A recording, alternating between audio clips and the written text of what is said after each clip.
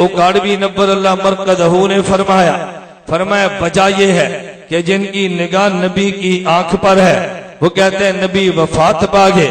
عمر کی نگاہ پیغمبر کے دل پہ ہے، ان نے کہا حضور زندہ ہے.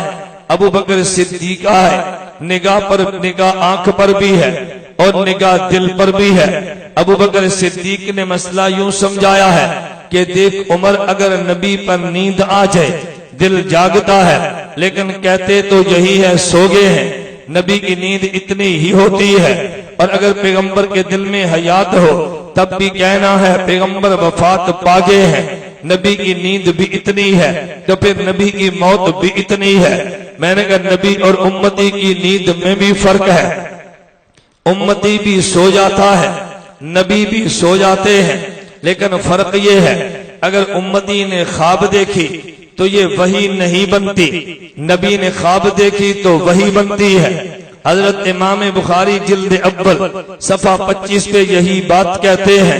امام بخاری نے کہا قال عمر، حضرت عمر نے آگے جملہ یوں نقل کیا الرؤیا الانبیاء وحی، کہ نبی کی خواب وحی ہے.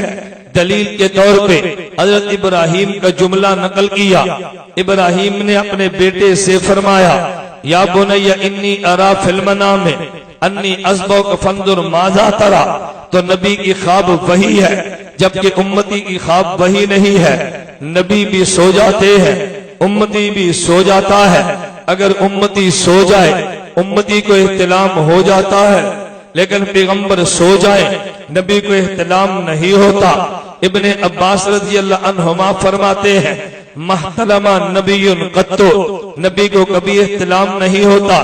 وجہ انما الاحتلام من الشیطان ہے، یہ شیطان کے اثر سے ہے. اللہ پیغمبر کو شیطانی اثرات سے پاک رکھتے ہیں. ارے امتی بھی سو جاتا ہے، نبی بھی سو جاتا ہے، لیکن فرق یہ ہے اگر امتی سو گیا اور امتی کے سونے میں شیطان ولی کی شکل میں آ سکتا ہے لیکن نبی کی شکل میں نہیں آ سکتا. میں اپنی بات نہیں کرتا، حوالہ نقل کر کے بات کہتا ہوں.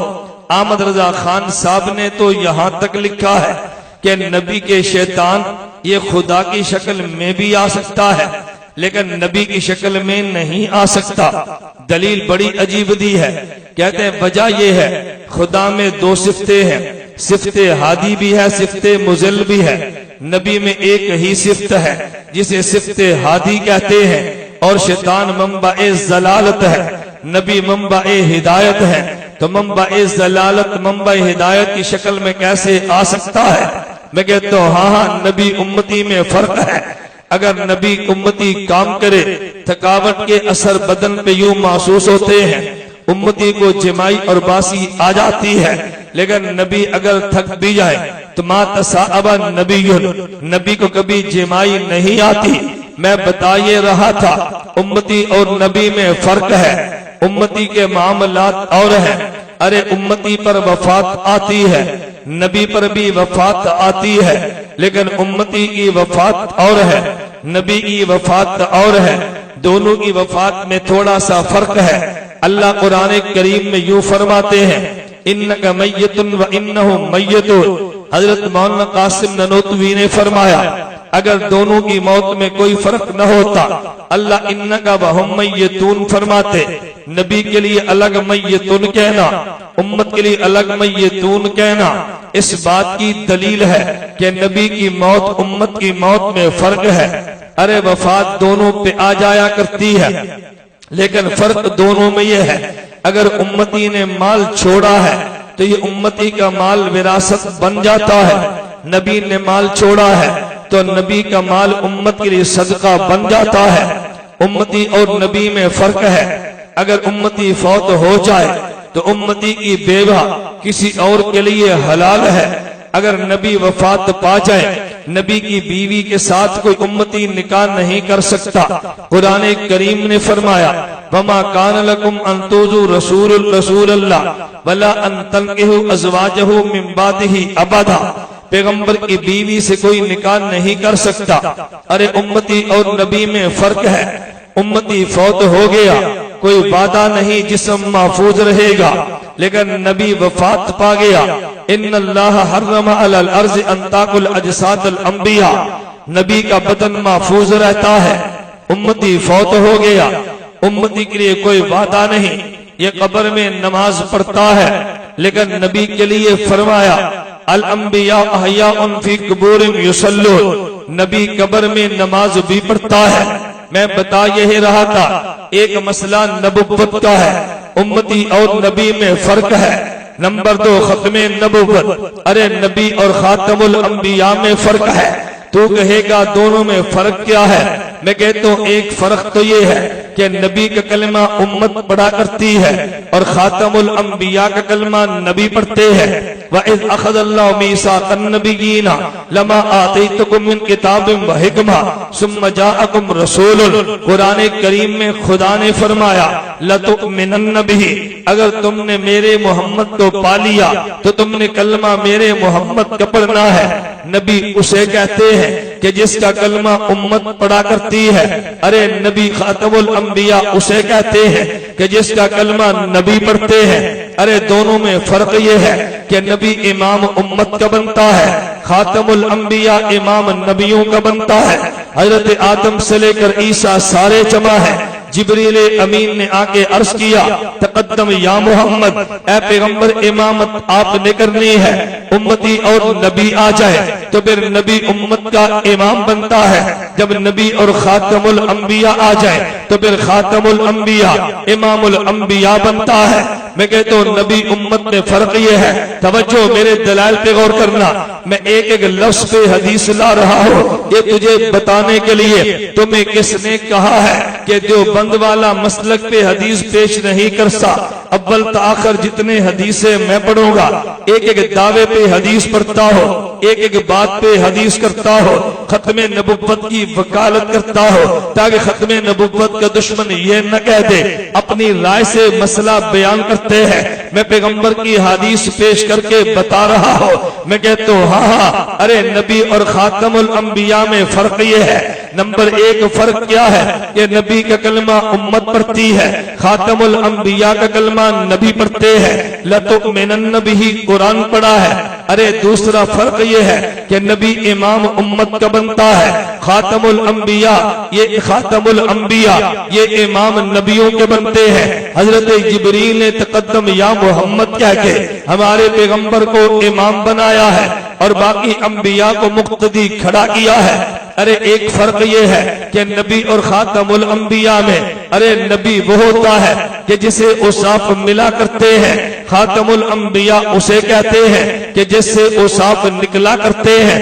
ارے نبی کو جامع الاوصاف کہتے ہیں، خاتم الانبیاء کو منبع الاوصاف کہتے ہیں. تو کہے گا دلیل کیا ہے؟ میں سمجھانے کے لیے بات یوں کہتا ہوں اگر تو نے کلمہ کسی نبی کا پڑھا ہے تو گویا پانی تالاب سے پیا ہے. اگر تو نے کلمہ خاتم الانبیاء کا پڑھا ہے تو گویا کہ تو نے کلمہ پانی چشمے سے پیا ہے.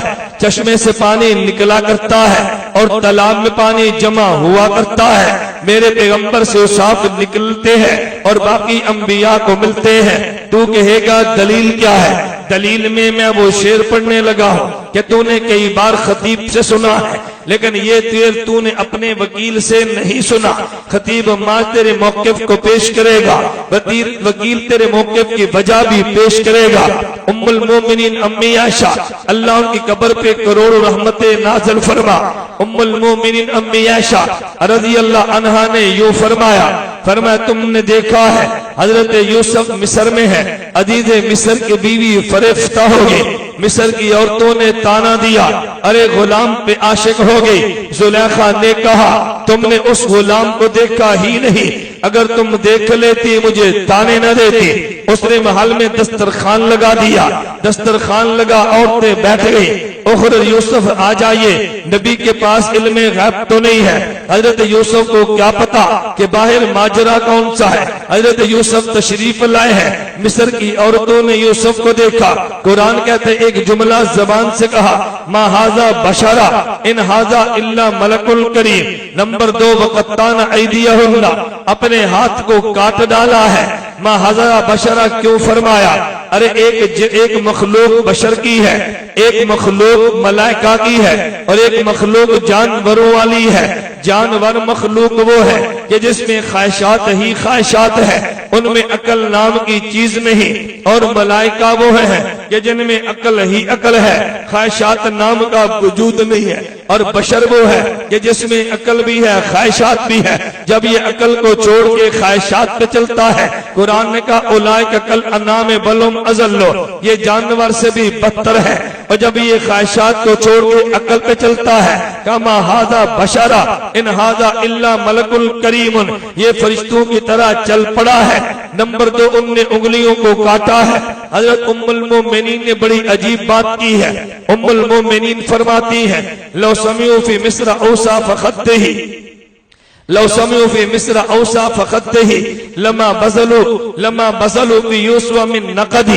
فرمایا کہ مصر کی عورتوں نے اگر میرے پیغمبر کے رخسار کا حسن سن لیتی، حضرت یوسف کو خریدنے کے لیے کبھی دولت خرچ نہ کرتی۔ دوسرا جملہ ام المومنین نے فرمایا لبامی زلیخت لو رأین جبینہ لاسرن بالقطع قلوبہن علی الید۔ مصر کی وہ عورتیں جو زلیخا کو تانا دے رہی تھی، یوسف کو دیکھا تو ہاتھ کاٹا ہے، میرے پیغمبر کو دیکھ رہی تو اپنے دل کو کاٹ لیتی۔ ارے وجہ کیا ہے؟ میں نے وجہ کے طور پہ بات کی ہے۔ میرے پیغمبر کو مرکز اوصاف کہتے ہیں، باقی انبیاء کو جامع الاوصاف کہتے ہیں۔ حسن بھی ایک وصف ہے، میرے پیغمبر سے نکلا ہے، حضرت یوسف کو ملا ہے، تو میرے پیغمبر کو مرکز حسن کہتے ہیں، حضرت یوسف کو شاخ حسن کہتے ہیں۔ اپنے بدن پہ ذرا غور تو کرنا، تیرے بدن میں دل کو مرکز بدن کہتے ہیں، اور تیرے بدن میں انگلیوں اور ہاتھ کو شاخ بدن کہتے ہیں۔ امی عائشہ نے فرمایا لبامی زلیخت لو رأین جبینہ لاسرن بالقطع قلوبہن الید، کہ جنہوں نے یوسف کو دیکھا ہے ان نے اپنی انگلیاں کاٹی ہیں، تو جس نے شاخ حسن کو دیکھا اس نے شاخ بدن کو کاٹا۔ اگر مرکز حسن کو دیکھ لیتی تو مرکز بدن کو کاٹ ڈالتی۔ میں نے اس لیے کہا میرے خاتم الانبیاء کو مرکز اوصاف کہتے ہیں، اور باقی انبیاء کو جامع الاوصاف کہتے ہیں۔ ارے نبی اور خاتم الانبیاء میں فرق یہ ہے کہ قیامت کے دن شفاعت نبی کرے گا، لیکن یہ شفاعت امت کی کرے گا۔ قیامت کے دن شفاعت خاتم الانبیاء کرے گا، اور یہ شفاعت نبیوں کی کرے گا۔ ابی بن کعب کہتے ہیں رضی اللہ عنہ اذا کان یوم القیامت، جب قیامت کا دن ہوگا، قلت امام النبیین، میں انبیاء کا امام بھی بنوں گا، فخطیبہم، انبیاء کی طرف سے گفتگو بھی کروں گا، وصاحب شفاعت غیر فخر، انبیاء کی شفاعت بھی کروں گا۔ میں نے کہا ایک نبی ہے، ایک خاتم الانبیاء ہے۔ ارے ایک فرق اور بھی ہے کہ نبی اور خاتم الانبیاء میں فرق یہ ہے، میں ایک جملے کو یوں کہتا ہوں، آپ نے خاتم کا معنی ہمیشہ آخری کیا ہے، مولانا نانوتوی نے خاتم کے معنی دو کیے ہیں، نمبر 1 آخری ہے اور نمبر 2 سب سے اعلیٰ ہے۔ مولانا نانوتوی فرماتے ہیں کہ بھی تم نے دیکھا ہے اگر تمہارے شہر گجرانوالہ میں کوئی بہت بڑا خطیب ہے تو لوگ کہتے ہیں خطابت اس پہ ختم ہے، یعنی اس سے بڑا خطیب کوئی نہیں، یہ خطیبوں میں سب سے اعلیٰ ہے۔ اگر کوئی بہت اچھی قرات کرتا ہے تو کہتے ہیں قرات اس پہ ختم ہے، اس سے بڑا قاری کوئی نہیں، یہ قاریوں میں اعلیٰ ہے۔ تو ختم کا معنی اعلیٰ بھی ہوتا ہے، تو پھر توجہ رکھنا، ارے صدیق اور بھی ہوتے ہیں، نبی پہ صداقت ختم ہے، یعنی نبی سب سے اعلیٰ ہے۔ ارے امانت اوروں میں ہوتی ہے لیکن نبی پہ امانت ختم ہے، نبی سے بڑا امین کوئی نہیں۔ عادل اور بھی ہوتے ہیں، نبی پہ عدالت ختم ہے، نبی سے بڑا عادل کوئی نہیں۔ ارے شجاع اور بھی ہوتے ہیں، شجاعت نبی پہ ختم ہے، نبی سے بڑا شجاع کوئی نہیں۔ تو پھر میں بات یوں کہتا ہوں، ارے صداقت نبی پہ ختم ہے، امانت نبی پہ ختم ہے، سخاوت شجاعت نبی پہ ختم ہے، ان سے بڑا سخی صدیق کوئی نہیں۔ اور پھر نبوت میرے محمد پہ ختم ہے، اس سے بڑا نبی کوئی نہیں۔ نبی پہ اوصاف ختم ہو جاتے ہیں اور خاتم الانبیاء پہ نبوت ختم ہوتی ہے، وہ اوصاف میں آلہ ہے، یہ نبوت میں آلہ ہے، اس سے بڑا نبی بھی کوئی نہیں، اس سے بعد میں نبی بھی کوئی نہیں۔ میں نے کہا ایک انبیاء ہے اور ایک خاتم الانبیاء ہے، نبی اور خاتم الانبیاء میں تو ہاتھ کاٹیں گے، پاؤں اٹھا تو کاٹ دیں گے، اگر آئین نے غداری کی آئین کے ٹکڑے کر دیں گے۔ میں کٹنے کی بات نہیں کاٹنے کی کرتا ہوں، ارے مرنے کی نہیں مارنے کی کرتا ہوں۔ یہ درس قرآن نے دیا ہے، ان اللہ اشتری من المؤمنین انفسهم واموالهم بان لهم الجنۃ یقاتلون فی سبیل اللہ فیقتلون ویقتلون۔ یہ جاتے قتل کرنے کے لیے ہے لیکن پھر قتل ہو جایا کرتے ہیں۔ ہم ختم نبوت کے دشمن ہو، اگر تم نے ختم نبوت کے قانون کو چھیڑا تو پھر بربادی تمہاری ہوگی، ہم اگر مٹیں گے تمہیں مٹا دیں گے۔ اللہ مجھے اور آپ کو نبوت کی حفاظت کی بھی توفیق دے، اللہ ختم نبوت کی بھی حفاظت کی توفیق دے۔ وآخر دعوانا ان الحمدللہ۔